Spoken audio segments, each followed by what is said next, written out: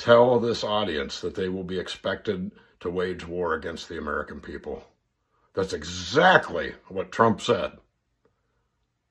So don't get on here and try to tell me that he didn't say it. Training grounds in American cities. What does that mean? They're going to go in locked and loaded into American cities, American neighborhoods, and use American citizens as pop-up targets on a live fire training range? This is absolutely astounding abuse of power. Good morning, everybody. Dr. Vasquez here, coming to you live to show you a bully beatdown like I have never seen before. And literally, I haven't seen it. I did see a little clip of this earlier today, a little short video, but I haven't seen the entire video, and I just downloaded the entire video, and so we're going to watch it together. So like I said, I've literally never seen anything like this because I haven't even seen this. So I'm going to play this video and give you my commentary, as you would expect. But for those of you who are paying attention, you already know where this is going. And it's, the United States is in a bad situation right now. And for those of you who are not paying attention, this is going to be a quick summary. And also an exercise, so to speak, in connecting the dots. You have to see where this is going, and it's not going in a good direction. Trump recently renamed the Department of Defense the Department of War. Well, that's kind of weird. First of all, it's totally unnecessary. Second of all, it doesn't accomplish anything. And that's consistent with Trump's behavior because he's not a very good thinker. So he engages in things that are just for show and that don't actually improve the lives of Americans. His goal every day when he wakes up should be, how can I improve the lives of Americans? Well, renaming the Department of Defense as the Department of War isn't going to make your life better if you're an American. Sure as hell isn't going to make my life better, and I am an American from birth. So it's just stupid. I mean, he wastes so much time in political theater that doesn't even advance the country. I'll give you two more examples. You'll have to see my other reviews on leadership, or you could look at Patrick Lencioni's work, or you could look at John Maxwell's work on leadership. They're both leadership icons. But if you look at Patrick Lencioni's work, and if you look at John Maxwell's work on leadership, they both say some of the same things, of course, because they're talking about the same topic. But one of the things they both say is that a characteristic and definition of good leadership is you know what the hell is going on at all times if you're a subordinate to that leader. And, you know, theoretically, hierarchically, we are supposed to be subordinate to Trump because he's supposed to be the president of our country. He's supposed to be president of our country in his behavior, not simply in his position. And one of the defining characteristics, this also shows you that Trump has never even read a book on leadership, or maybe he's tried to read it, but because he's partly illiterate, he can't even read. But a defining characteristic of good leadership is you know what the hell the goal is, and you know where you're going, and you know what the status of the organization is. We're here, and we're trying to get here. No one can tell me, because it's never been stated, what is the direction of the United States? Other than to make it great again, that doesn't mean anything. So, good leadership is characterized by clarity and direction. If you have direction, like a really vague goal, like we're going to make America healthy again, or we're going to make America great again, that's not even really direction. But let's call it direction for the sake of even a low-level analysis. Direction without clarity doesn't get the job done. How are we going to make America great again? By him calling his own followers, his own conservative base, by him calling them stupid? That's not leadership. That's the opposite of leadership. A good leader never insults his or her subordinates, because a good leader would always take responsibility for whatever perceived failure is occurring within the group. A good leader would say, I see that we're not advancing toward the goal. Tell me what I did wrong, or show me what I did wrong, or we're going to regroup and we're going to analyze what we've done wrong here. But a good leader always takes responsibility. If you look at another work on leadership, which was very popular a few years ago, called Extreme Ownership. That's one of the take-home messages of the book, is extreme ownership by the leadership of whatever goes wrong. You'll notice that Trump never does that. He always blames the Democrats, he always blames somebody else, he even blames his own base. So he used to just attack Democrats and liberals in blue states. Now he attacks even his own base. So that's obviously not good leadership. So leadership failures by Trump and this guy who I barely even know his name, Hegseth, I think his name is, the Department of Defense, which is now the Department of War. This guy who was a major in the I believe the Army Reserves. Well, come on. He's not even fully enlisted, and he talks down to his superiors. I mean, that's just incredible. So remember what I said in another video recently about military and the kind of the culture of military. One of the slogans or bylines or stated or unstated rules is you earn and honor rank. Hegseth recently got up in front of a bunch of high-ranking U.S. military officials and told them to retire. He said basically, if you don't agree with what we're doing, you can retire early and serve your country by not participating in what's going on here. So that's a soft political purge. So he's trying to get rid of any resistance. That sucks. That sucks for America. That sucks for him as a supposed leader. And that's just bad news. So lack of direction, lack of clarity, lack of accountability, and lack of responsibility. That's what we're watching now in the United States. Even though, of course, some people are cheering it on. But that's fine. Some people think the world is flat, so whatever. Just because a lot of people are stupid together doesn't make them right. So I wanted to provide a more clear example of what should be happening right now. What should be happening in the United States is that Trump, instead of putting all these so-called tariffs, see, Trump doesn't understand what tariffs are. Trump has demonstrated that he thinks that a tariff is a tax on a foreign country. It's not a tax on a foreign country, it's a tax on American citizens because they have to pay higher prices for whatever the United States has to import. So a tariff is a regressive tax on Americans and on American businesses. The more obvious and much better strategy would have been for Trump to initiate an infrastructure program within the United States. That would create industry, it would create millions of jobs, and it would hardcore keep all of that local to the United States. So that would be a very positive and productive example of legitimate nationalism. Invest in your own damn country. Make your own country better.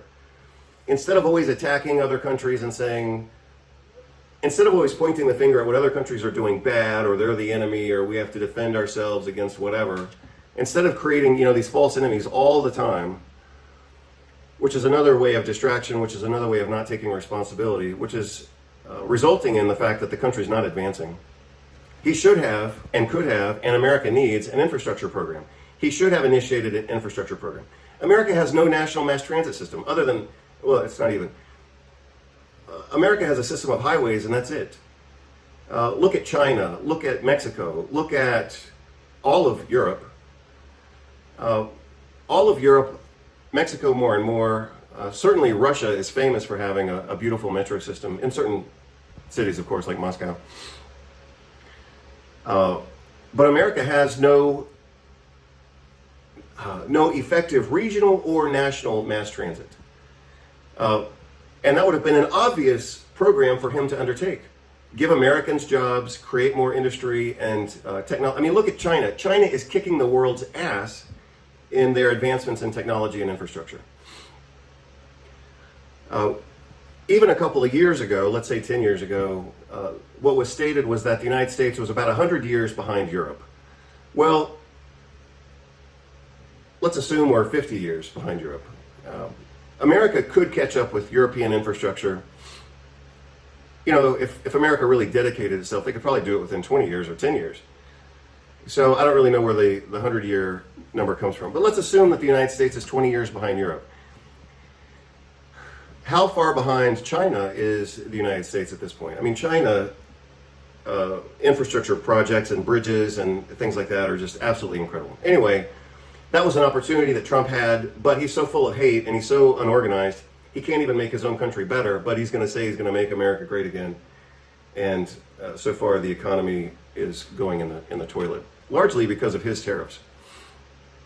So anyway, that was kind of a quick commentary on leadership components, which should be exemplified by Trump. And this guy, Hegseth, who's obviously got military training, he should know better as well. So we're going to look at this clip about him. But again, what we should get from our leaders, whether it's Trump or Hegseth or anybody else, we should get direction and clarity. And something that actually works. Not simply the wrong direction, not simply clarity on the wrong direction, but direction, clarity, benefit, and effectiveness. I mean, I can sit here and make this stuff up faster than they can think about it, and it's their jobs to be leaders of the United States. So anyway, like I said, I just saw this clip. I don't even know who the woman is or if she'll be announced here. I mentioned her name, I think, a minute ago, but now I've already forgotten it because I only looked at it this morning. So like I said, I saw a brief clip of this video. I'm going to show the entire video right now, which I haven't seen. It's 5 minutes, I believe. And if parts of it are too random or too non-applicable to the conversation, then I'll try to skip over them, and then I'll put the whole video at the end or something like that. But the short version, the short clip of this video that I saw earlier today was an absolute ass-kicking. And this guy, who's now the head of the War Department, formerly the Defense Department, and talking down to his own military people. I mean, that's what Trump does. Trump insults his supposed enemies, but he also insults his own base. And this Hegseth guy is doing the same thing. I mean, that's dangerous for him. It's not simply bad leadership. It's bad leadership to the point of being like, dude, you better watch your mouth, kind of thing, you know, among the military atmosphere. I mean, it's a little dangerous for him to behave with such absolute recklessness and arrogance. Anyway, let's get on to looking at this video. It's 5 minutes and 22 seconds. Let me see if I can speed it up. So I'll speed it up to 125%. Sorry, that may be too fast. Well, let's just watch it as it is. And I may have to pause it every once in a while to make a comment. But mostly I think I'm going to be shocked by this other senator's ability to totally put Hegseth in his place, and he just cowers down to it. I mean, he's showing his lack of leadership, and he doesn't even have, like, literally, and in her words, she says to him, "You don't even have the balls to give me an answer." I mean, that's outrageous for her to say that to him, and for him to cower down and basically say, "Yeah, you're right, I don't have the balls for this job." I mean, it's incredible. So anyway, let's watch it. Oh, so I'm sorry. When I first started this, I said I was going to connect a few dots. Changing the military from Department of Defense, which at least sounds decent. I mean, they can still do whatever the hell they want in the name of defense, just like America always does, whether it's invading Chile, overthrowing other democracies, killing other presidents like Salvador Allende in 1973 in Chile, I believe it was. So the United States assassinates other presidents and overthrows other democracies in the name of defense because it's always just some bullshit. But now they're not even trying to hide it. They're just saying, we're here to make war. I mean, holy crap. So connecting the dots again. Renaming it as Department of War, which suggests that they're about to get much more aggressive. Trump saying, Trump says we should use the military against our own citizens as practice. He said we should use American cities as a training ground for our military. Holy crap.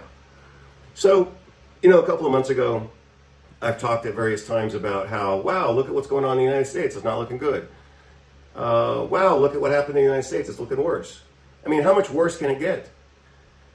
I guess it can still get worse, and I presume it will continue to get worse, but at least I'm documenting and commenting on what's happening. Okay, so let's look at this.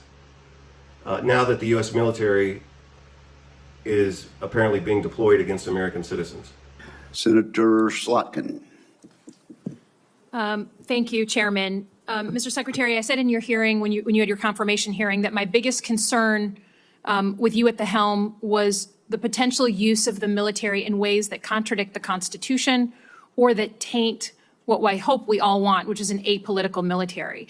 And when I asked you about whether you would accept an order that was actually given to your predecessor, Secretary Esper, Trump's SecDef, to deploy active duty troops against unarmed protesters and to, in Secretary Esper's words, shoot at them, shoot at their legs, you said this was all theoretical. Here we are, a few months later, you've deployed 4,700 troops to Los Angeles and against the wishes of the governor. And my colleague across the aisle was right. It is the first time since 1965 that we have deployed Guard troops without the permission of the governor. In all the instances he laid out, the president had sent in the military to protect protesters, not against the protesters. So you may dismiss it, but I feel like this is a fundamental issue of American democracy. If you love your country and you want an apolitical military, then it should be the last resort, not the first resort in our country to use them. So to get to the non-theoretical, have you authorized the uniformed military to detain or arrest protesters in Los Angeles? Senator, I would just start by saying you're not a protester if you're throwing concrete 100%. at law Arrest those enforcement people. officers. Throw them in the jail. 100%. But what you're doing is something different. Everyone knows this is a political decision, right? So we don't trust that you're using the best interests of the military, certainly, and of democracy on top of that. So have you given the order? That's all I want to know. It's not theoretical. For the U.S. military, not law enforcement. They can arrest all day long. That's their job. Do they have the ability, the uniformed military, to arrest and detain protesters currently today? So remember what I said a few years ago when I did that spontaneous video on leadership? You can find it on the website. The title of that video and the page is called Leadership Knowledge Protects Society. So one of the complaints that I have had and will continue to have is that most people don't have any idea about some basic components of leadership, such as clarity and direction. And one of the things I said in that video was that, and this is, I've also written about psychopaths and manipulative behavior.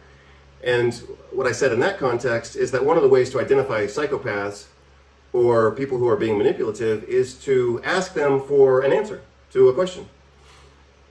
If they don't answer, then they're evading the issue for a reason. And I think what we're about to see with Hegseth is he's fucking slimy as hell.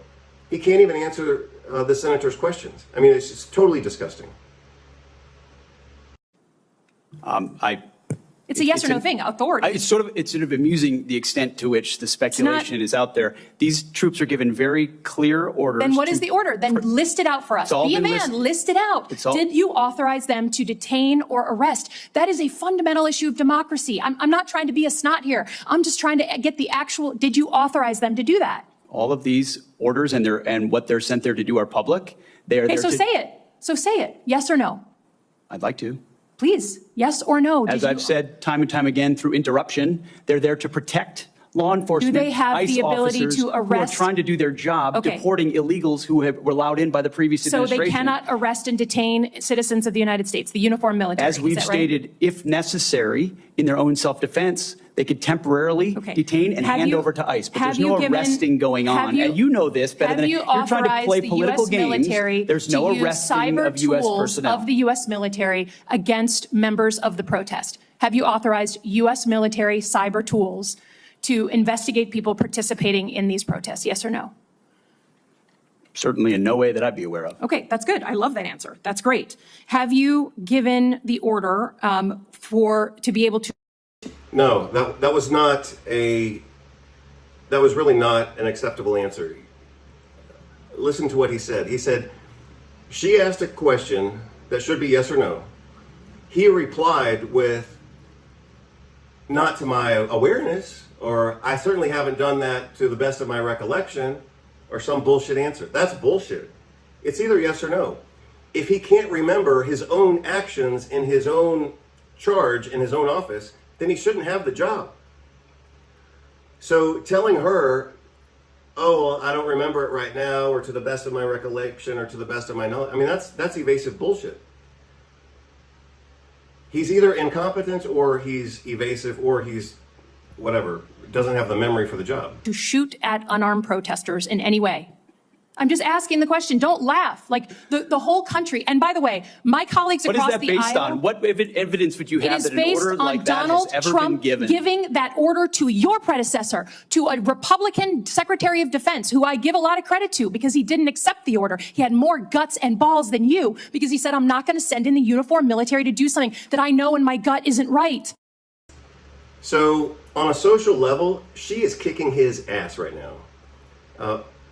Earlier, she basically questioned his manhood. And then now she just said to him, you don't have the balls to do this. I mean, that is absolutely incredible. And I'm happy that she's doing it.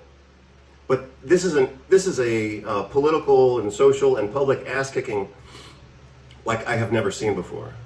He was asked to shoot at their legs. He wrote that in his book. That's not hearsay. So your poo-pooing of this, it just shows you don't understand who we are as a country, who we are. And all of my colleagues across the aisle, especially the ones that served, should want an apolitical military and not want citizens to be scared of their own military. I love the military. I served alongside my whole life. So I'm worried about you tainting it. Have you given the order? Have you given the order that they can use lethal force against honor? I want the answer to be no. Please tell me it's no. Have you given the order? Senator, I'd be careful what you read in books and believing it, except for the Bible. Oh, my God. He's such a bullshitter. So that's virtue signaling to his Trumpian religious right base that thinks, Trump was somehow the second coming of Jesus or whatever. So, I mean, that was just bullshit. And it doesn't matter if you're a Christian or if you love Trump or whatever. What he just said is bullshit. So just because you like the bullshit that he's saying, you should still see it as bullshit. She's quoting, apparently, like an autobiography by some other politician who knew what the hell was going on. So she's quoting words from his book. And then he says, in complete nonsense, but it's simply virtue signaling, he says, oh, well, you should only trust the Bible. Oh, come on. That's pandering. I mean, that's an insult even to his own, whatever, religious right or Christian base. I mean, that's an insult even to them. So your former predecessor, I guess that's not enough for you. Okay, on Iran. I don't think there's a debate. There's like a cat fight going on in your own party about whether to go after Iran. Have you commissioned any day after planning? So any force protection, any use of ground troops in Iran, any cost assessments? Because I don't think we doubt what we can do as a country in the attack. So I'll put this entire video, well, it only has 14 seconds left, so I'll go ahead and play it. I was going to say I'll just put it at the end. But for the sake of completeness, I'll just play it right now. It's only 14 seconds. It's the day after with Iraq and Afghanistan that so many of us have learned to be so deeply concerned about. Have you authorized day after planning? As I've said, we have plans for everything, Senator. Okay. Oh my God, that was just such bullshit. I mean, this guy, he's epitomizing bad leadership, and he's in charge of America's Department of Defense or Department of War. I mean, this is absolutely horrible. She asks clear questions, and he evades every single question for 5 minutes. That sucks. That's not leadership. Leadership is direction, clarity, and effectiveness. And obviously, we need direction, clarity, and effectiveness in a good direction. So let's just say those are 4 basic components of leadership. We're going to do something good. We're going to define and clarify what that good thing is, not just have some mamby-pamby slogan. We're going to provide clarity on where we are, where we're going, and how we're going to get there. So, I mean, I just made up my own list right there, but what was it? Direction, clarity, effectiveness, and it has to be a good goal. I mean, it has to be something worthy. I mean, that's part of leadership isn't simply saying, hey, we're going to the North Pole. It's actually asking people, hey, do you want to go to the North Pole? Should we go to the North Pole? Would it be beneficial for our country to go to the North Pole? I mean, leadership isn't simply about saying, hey, I want to do this. That's egoism. That's dictatorship. Dictatorship is saying we're going to do whatever the hell I want. Leadership is getting some type of feel for the social terrain and saying, hey, I think it would be great for our country to achieve effective and efficient mass transit and international infrastructure at the level of Europe, at the level of Mexico, at the level of Chile, at the level of China, I mean, or at the level of the UK, anything All the United States has is cement highways, and they're great highways, as most of you know. But guess what? Other countries have cement highways, but they also have infrastructure. So, for example, like when we lived in Spain for 9 years, 10 years, yeah, you can get in a car and go from coast to coast. I used to do it once a month because we used to live in Galicia, and we had another little apartment in Tarragona, which is virtually on the other side of the country. It was 1,000 kilometers, and it took me 11 hours to do that drive.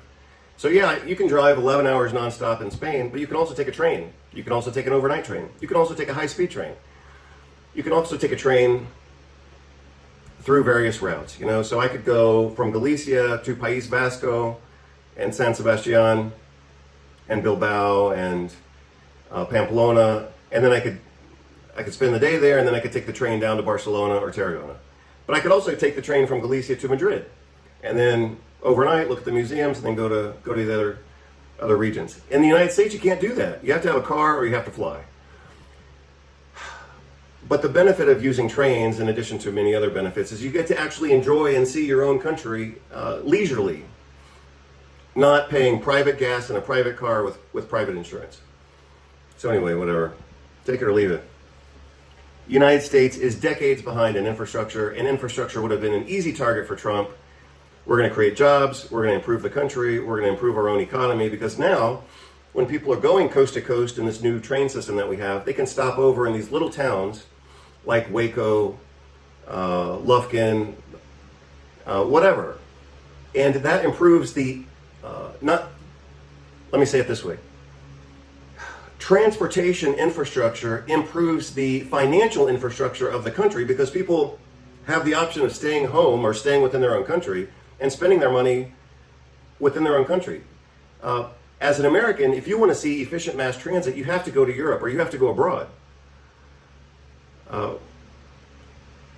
Many years ago, the popular thing to do was to go to Europe, get a Eurail pass, and just go Spain, France, Italy, Germany, whatever. You can't do that in the United States. So a way to improve the United States economy directly would be to create an infrastructure program. Indirectly, or secondarily, but obviously, that would improve the entire financial infrastructure of the United States, because people could stay in their country and still have a great time. They wouldn't have to go to other countries on other continents to look at, modern infrastructure and, other beautiful things. So anyway, that's my commentary for the morning. Hope you're all doing well. And let me connect those first dots one more time. Renaming the Department of Defense as Department of War is a stupid thing to do. It doesn't accomplish anything, but it looks kind of scary. Trump saying that he's going to use the military against American citizens and basically use American citizens as target practice for the military. I mean, that's out of fucking control. Out of control. And not only have they renamed it, he said it verbally, and then they actually did it. This Hegseth guy insulted a huge group of military leaders who have more rank than he does. And he basically said, if you don't go along with us, it's the same thing George Bush said back in 2001. He said, you're either with us or against us.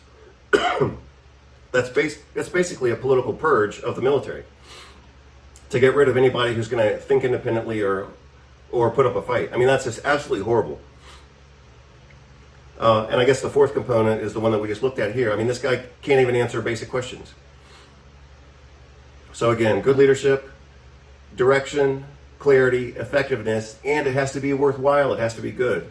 We're not seeing any of that right now. So that's my commentary for the morning. Hope you're doing well. Take care. Bye. Malcolm S. Ritchie, Lieutenant Colonel, retired, U.S. Army Reserve, 3 combat tours in Iraq, 32 years of service in the United States Army, Army Reserve, and Army National Guard.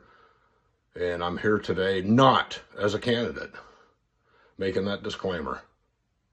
I am here to express my outrage at the meeting in Quantico, Virginia, between Hegseth, Trump, and all of the senior officers in the United States military and the senior NCO Corps.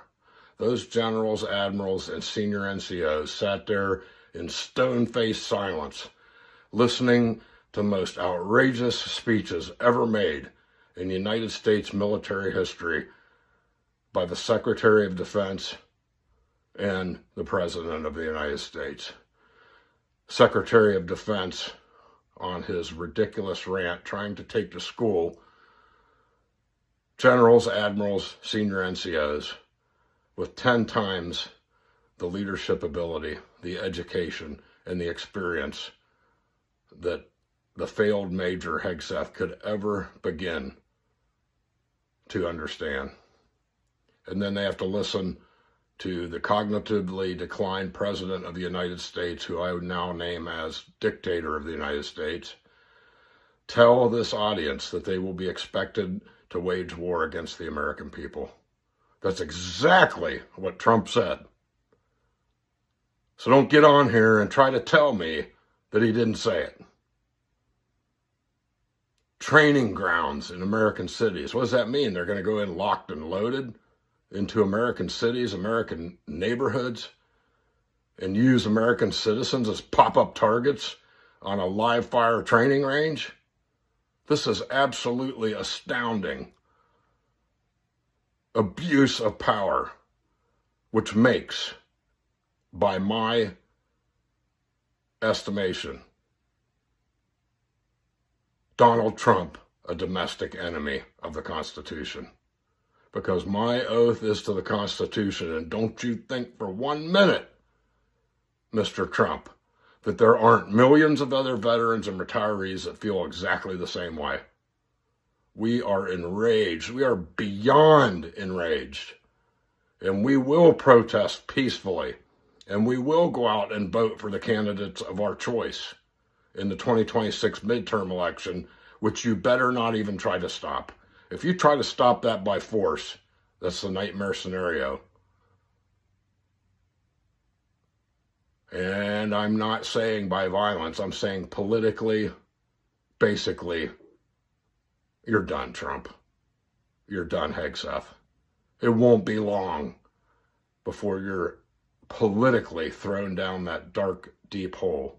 But don't think it's not going to cause a lot of trauma on the American people as they clutch to the roots of the hole on the way down, trying to survive something that they cannot possibly survive, because this nation is a republic and it will not fall to a fascist regime.